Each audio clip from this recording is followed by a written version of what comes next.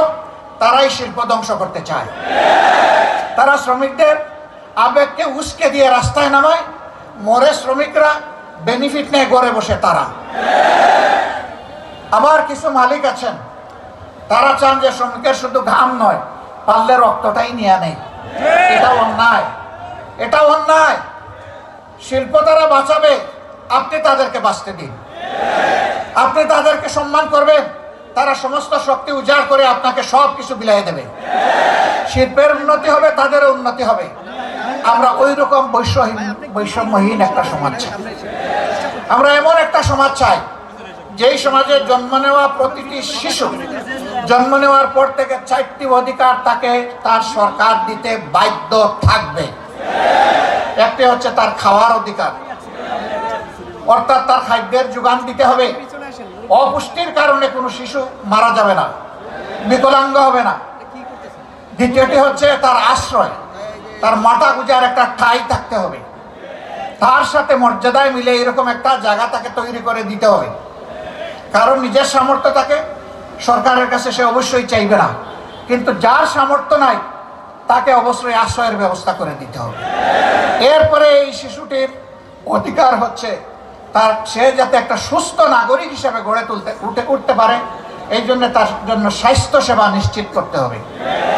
এরপরের অধিকার হচ্ছে তাকে সুশিক্ষা দিতে হবে। আজকে বহু সন্তান, লক্ষ লক্ষ সন্তান মায়ের পেট থেকে জন্ম নিয়ে এই 4 অধিকারের কোনোটাই পায় না। তারা বস্তিতে নির্জনে দুকে দুকে কাঁদে আর আল্লাহকে চিৎকার দিয়ে বলে, আল্লাহ আমরাও তো এই সমাজের মানুষ, আমাদেরকে একটু সম্মানজনক বাঁচার কোনো অধিকার নেই। আমরা এই জায়গাটাকে সমতলে আনতে চাই, দেখতে চাই। সম্মানিত ভাইয়েরা, আর আমরা কি চাই? আমরা চাই ব্যবসায়ীরা তাদের জায়গায় ব্যবসা করবে, কোনো দুর্বৃত্ত চাঁদাবাজের সাহস হবে না তার কাছে গিয়ে চাঁদা চাওয়া। যাকে আল্লাহ তাআলা গরিবী হালতে রেখেছেন, প্রয়োজনে সে ভিক্ষা করবে, কিন্তু কোনো ক্যাডারকে এর আগে চাঁদা দিতে হবে না।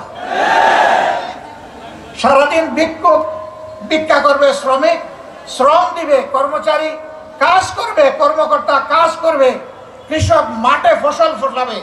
বিকালে যখন সওদা কিনতে যাবে তখন 30 টাকা কেজি দরের পেঁয়াজ 300 টাকা হবে না। বাজারে স্বস্তি থাকবে, সহনীয় দ্রব্যমূল্য থাকবে, যাতে প্রতিটি মানুষ তার সামর্থ্য অনুযায়ী স্বস্তির সাথে বসবাস করতে পারে। তার সামাজিক নিরাপত্তাটা এমন হবে যে সে ঘরের মধ্যে দরজা খুলে হোক বন্ধ করে হোক রাতের বেলা শান্তিতে ঘুমাবে। কোনো দুর্বৃত্ত তার সম্পদ কিংবা ইজ্জত লুণ্ঠন করার দুঃসাহস করবে না।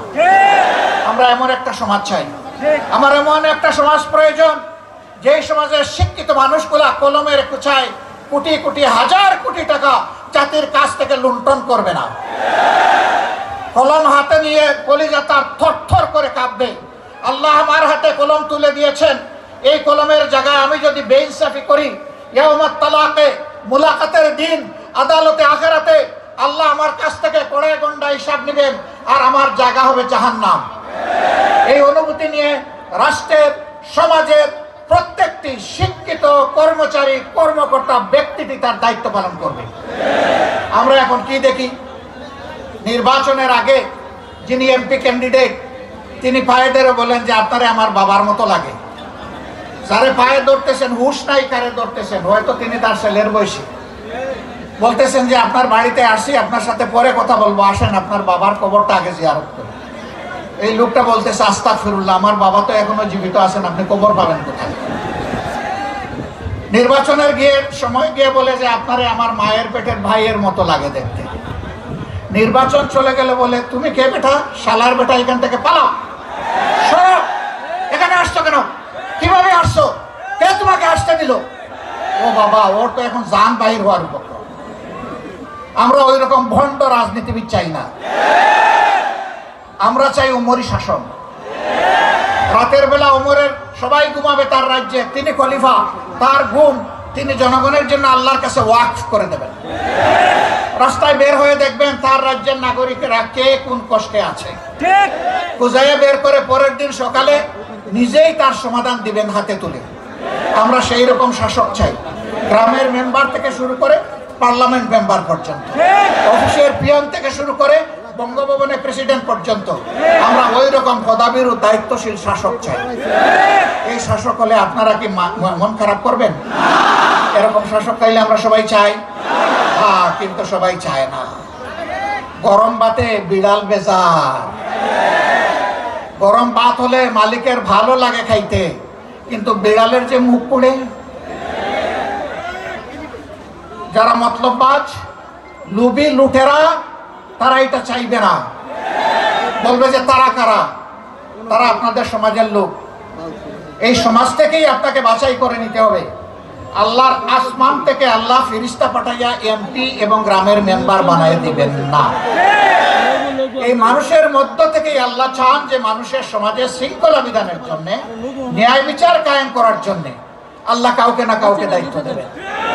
এখন আদালতে বসে, আমাকে মাফ করবেন, আমি কাউকে কষ্ট দেওয়ার জন্য বলছি না, বাস্তব অবস্থার জন্য বলছি।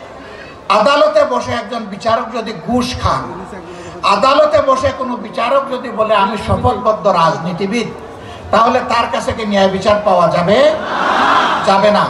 আমরা কোনো শপথবদ্ধ রাজনীতিবিদকে আদালতের বিচারক হিসাবে দেখতে চাই না। একজন সরকারি কর্মকর্তা কর্মচারী, তিনি রাষ্ট্রের সেবক, কিন্তু দল, গোষ্ঠী কিংবা ব্যক্তির সেবক নন। আমরা এমন কোন কর্মকর্তা কর্মচারী আগামীতে দেখতে চাই না যে যাদেরকে বাধ্য করা হবে রাষ্ট্র, জনগণ বাদ দিয়ে গোষ্ঠীর পূজা করার জন্য। এমন একটা দেশ আমাদের সকলের কামনা। সেই দেশটা আমাদেরকেই গড়তে হবে ইনশাআল্লাহ। বাংলাদেশ জামাতে ইসলামী কমিটেড 15.5 বছর ইতিহাসের বর্বরতম নির্যাতন চালানো হয়েছে জামাতে ইসলামের উপর। 1-2 করে 11 জন শীর্ষ নেতাকে হত্যা করা হয়েছে, জুলুম করে বিচারিক হত্যাকাণ্ড ঘটানো হয়েছে। তার সর্বশেষ দুঃখজনক ঘটনার শিকার হয়েছেন আমাদের কলিজার টুকরা আল্লামা দেলাওয়ার হোসেন সাঈদী।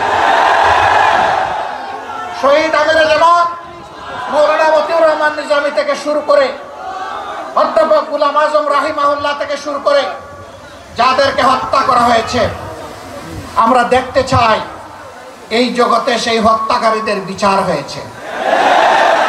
হত্যার পরিকল্পনাকারী, মাস্টারমাইন্ড, হত্যা বাস্তবায়নকারী, আদালতে বসে যারা দুষ্ট রায় দিয়েছে তারা, যারা মিথ্যা সাক্ষী দিয়েছে তারা, ইনভেস্টিগেশন করতে গিয়ে যারা নাটক বানিয়েছে তারা, এদের কেউ যেন সেই অপরাধ থেকে রেহাই না পায়। সম্মানিত বন্ধুগণ, শুধু কি আমাদের নেতৃবৃন্দকে আর কর্মীদেরকে হত্যা করা হয়েছে? না, এরা গোটা জাতিকে হত্যা করতে চেয়েছিল। সেনাবাহিনীর 57 জন কমিটেড চৌকস দেশপ্রেমিক অফিসারকে নির্মমভাবে ক্ষমতায় আসার মাত্র 2 মাসের ভিতরে হত্যা করা হয়েছে। পিডিআর বাহিনীকে ধ্বংস করা হয়েছে। নিজেদের ক্ষমতায় যাওয়ার সিঁড়ি হিসাবে তাদেরকে বলির পাঠা বানানো হয়েছে।